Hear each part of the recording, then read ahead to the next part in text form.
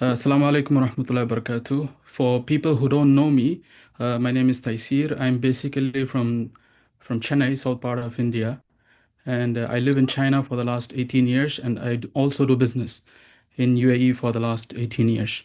To brief up about our business, we have two divisions. One is trading of steel from China to the Middle East and Africa. The next one that we have is conducting events in Middle East. So we do event for the last 4 years in Dubai, which is called Global Steel Summit.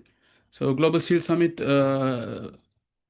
started as a very modest event with just 400 attendees, and it has now grown up as the Middle East's largest steel event with close to 1,000 attendees from 40 plus countries. So this is a brief introduction about what I do personally. Now, coming to the topic itself, now we're going to go deeper into how UAE is reshaping the steel fabrication in the region. Now, UAE used to be one of the important importers and consumers of steel. So basically, historically, UAE has been only consuming steel, let's say from the mid 1960s until 2015, we can say. But after 2015, so if you look closely in the last 10 years, UAE has not just consumed steel for its own consumption, it is also fabricating steel and re-exporting the part of the steel to other destinations also. So what has been happening now is that UAE, first of all, UAE is a big producer in Middle East for steel. So UAE has gone up from producing 0.5 million tons, and right now it is producing close to 3.85 million tons of steel. This is in terms of production, but in terms of import, UAE is importing close to 6.5 million tons a year. So when you add 6.5 to this 3.85, so close to 10 to 11 million tons, it is either producing, consuming, and it is re-exporting across the globe.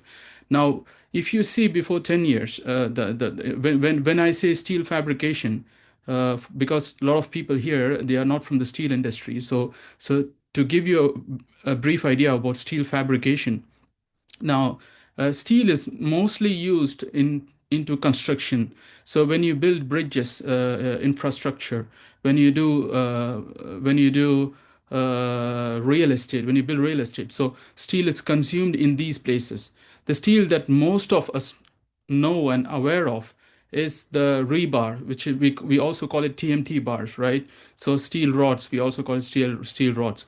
Now, apart from this, there are other steel, such as steel sheets. So steel sheets, in professional terms, we call it flat steel because it looks flat. And we also have something called steel pipes. Then we have structural steel, right? So the majority of the fabrication is happening in sheet parts. Because if you take the global steel the global steel trade, if you look at the whole global trade, the most traded product in the world for steel commodity is the flat steel, which is the sheet steel, right? So we always keep this as a parameter whenever we go to see how efficient a region is developing in terms of fabrication. So if you look at UAE specifically, the import of flat steel, especially because flat steel is of a lot of types. I don't want to go deep into it.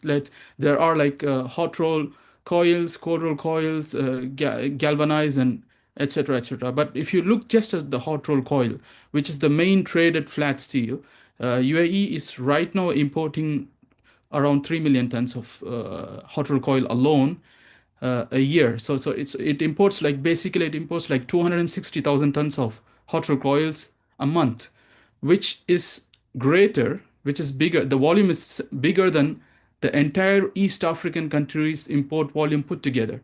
So you can imagine how fast UAE is developing from from being a very small consumer of steel 15 years before to a very large consumer of steel right now. So now, where are these steel getting ended? Like, are these steel that UAE is importing is just being fabricated and used locally in UAE, or it is being exported? Now, here's a leadership position of UAE fabrication that you can visibly notice. So if you see 10 years before, UAE had only, we can say, like 4 to 5 major pipe factories. But if you see today, UAE has close to 20 different steel pipe factories. So in this, there are factories that belong to the UAE government. There are factories belong to the expats. There are factories belongs to the locals. So among these 20 different pipe factories alone, you can see that close to 30 percentage to 40 percentage of all the processed pipes are being exported to the US, to the Europe, to the GCC countries, to Australia, to New Zealand, so several parts of the world. And similarly, of course, when you take the rebars, for example, the construction steel, it is not only consumed in UAE, it is also exported to Oman. It's also exported to some parts of Africa. It's exported to the US, the Europe, a lot of other countries. So uh, when you come to the rebars, which I just said, so it is not just producing rebars from the conventional carbon way. It is also producing, like Emirates Steel, for example, it is also producing rebars in a green way. So it is decarbonizing the steel industry a lot. So the first part that we just discussed is the steel pipes. And similarly, UAE is also fabricating a lot of steel and exporting and consuming locally when it comes to the pre-engineered building. So if you see all the construction that is going on in UAE and the countries, the neighboring countries, you will see a lot of factories. You will see a lot of cold storages. You will see a lot of sheds, warehouses. It is all built with steel, right? So this part of this industry that is building warehouses and all these factories, we call it pre-engineered building industry. So in short, we call it PEBs.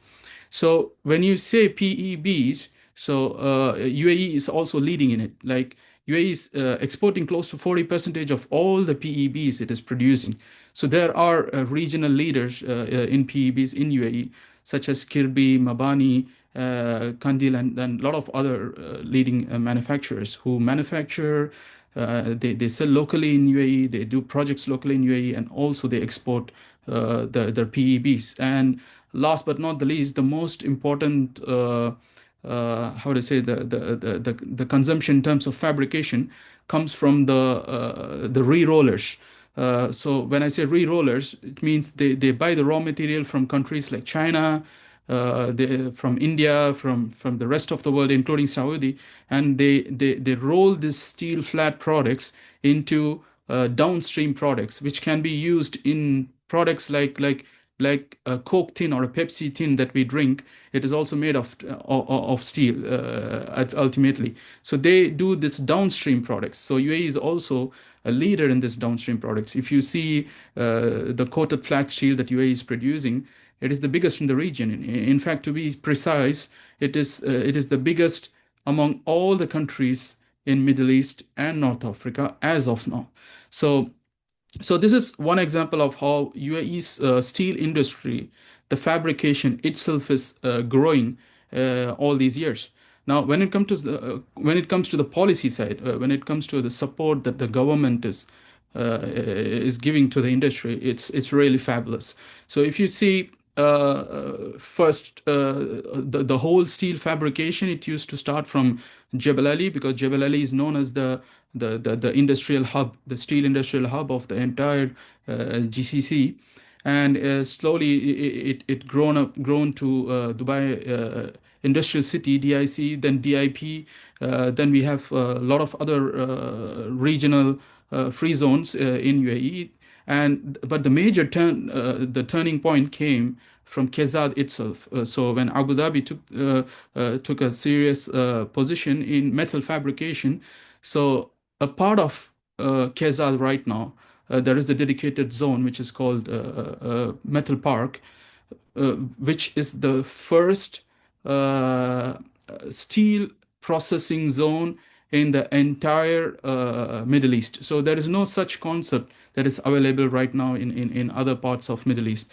What they do basically is that there is a place in Kezad which is called the Metal Park. So Metal Park is a zone where there are a lot of metal fabricators present in the same area. For example, when you fabricate steel, so in steel you need to process the steel, right? So if you're gonna produce steel pipes, for example, you will buy raw materials from India or Saudi or China, which is the steel coils. And first thing that you have to do while producing pipes is to slit the coils. It is cutting the coils, right? So cutting is one part. Then rolling the cutted coils into pipes, it is the second part. And the third part is galvanizing the pipe. So three processes are involved. So what Kezad is doing basically is that it now has a zone within Kezad, which caters specifically to the metals manufacturer by reducing the capex. So let's say I am a trader, I'm a steel trader. I just trade in steel.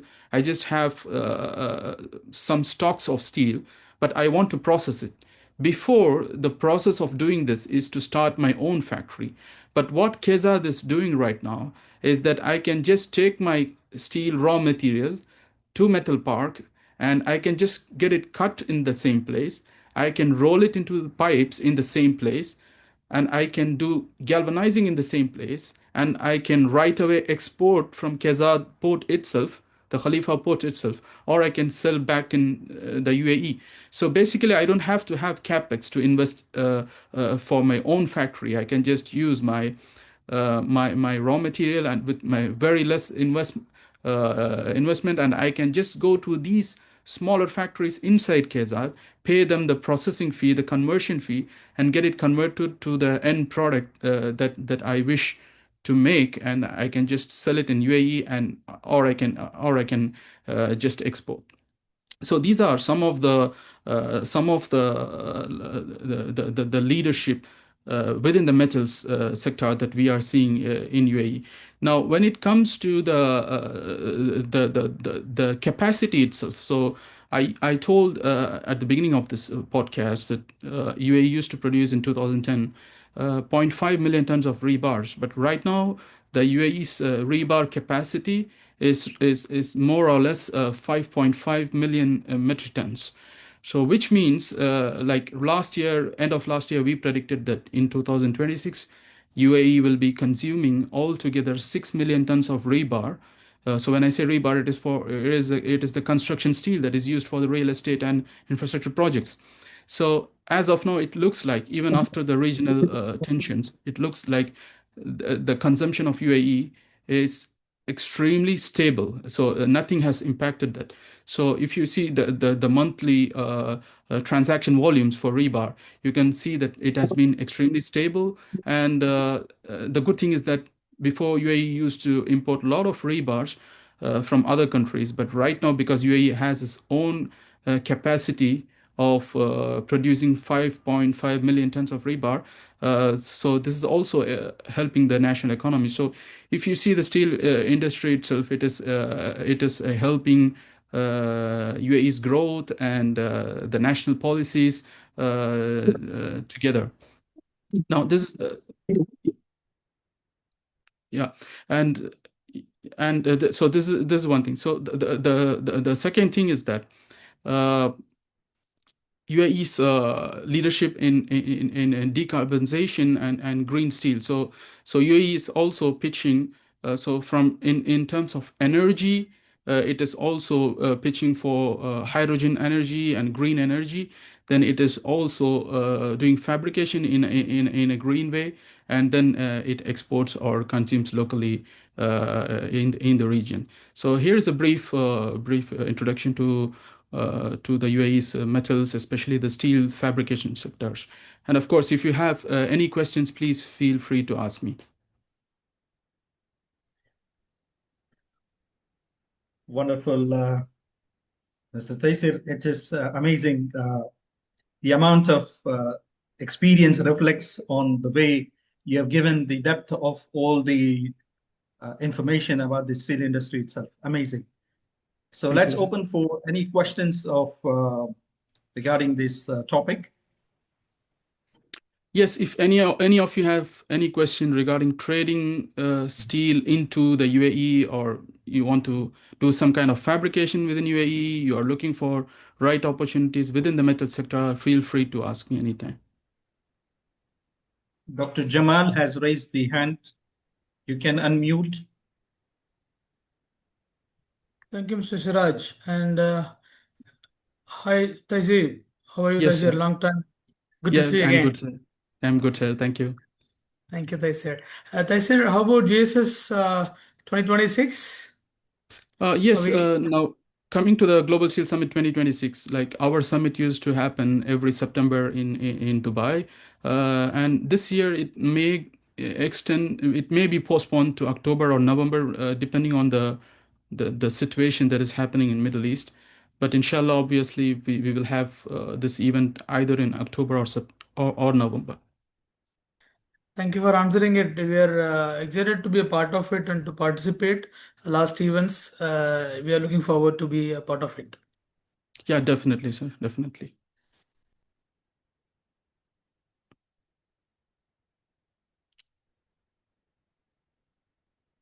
Yes, Muhammad Ali, brother, please unmute. Yes. Thank you very much, Mr. Taisir, for this wonderful presentation and a very in-depth. You have articulated the growth of steel in this region. I'm sure we are all aware of Vale's mega hub project that's supposed to be happening in the GCC, where So, is there any changes due to the recent challenges for the Vale mega hubs, who are going to be, a producer of the raw materials? Thank you, Mohammed. Now, when it comes to Wale, why they chose Middle East, especially Oman, Duqm, for example. The reason they chose it is because you get green energy in Duqm. So there is plenty of uh, natural gas available in Duqm, in Oman, which helps Vale to bring iron ore from their mines in Australia and Brazil, and they process this iron ore into DRI in Oman itself. And their plan is to export this DRI from Oman to Saudi Arabia, to UAE, and also to Europe. But their target is Europe, because the reason is Europe has implemented CBAM, to match the CBAM, they have a lot of requirement in terms of green steel or green energy. So this is the idea. Now, if you see, Oman has been relatively stable in the last 1.5 to 2 months. If you see, it is the least impacted country in the region. So I personally don't think that Vale will back out. But what I heard is that some of the Chinese investments that were supposed to come in Saudi Arabia got cancelled. But with regards to Vale, it won't be cancelled, because the location that they are there, strategically it's safe, which is the Duqm port. And the second thing is that there is no other place right now which gives green energy so cheap, which gives land so cheap, and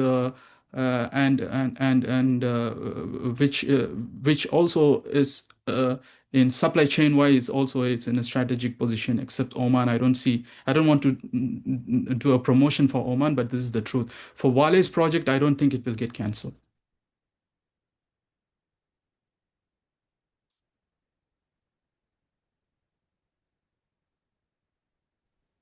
Yes, Bonds group of companies, you have raised your hand. You can unmute and ask your question, please.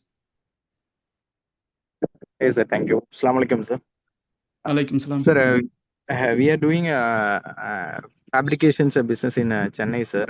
All types of metal fabrications work, sir. Actually, how to collaborate with UAE, sir?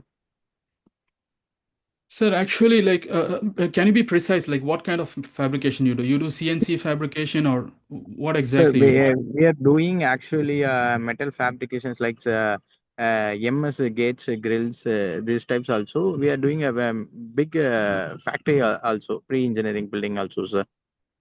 Okay, so both these things, it's very hard to supply anything to UAE because UAE is grating metal shutters and also pre-engineered building facilities. UAE's own setup is already very mature. So if you Oh, export, it won't be workable. But if you have plans to start anything smaller, even in a smaller scale in UAE, I think it will benefit you a lot. But if you invest in UAE and open up your whatever you do right now in China, if you do the same thing in UAE, I'm sure you're going to make money.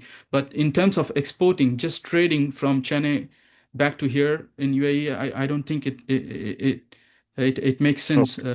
at the current situation because UAE's local fabrication is very competitive right now.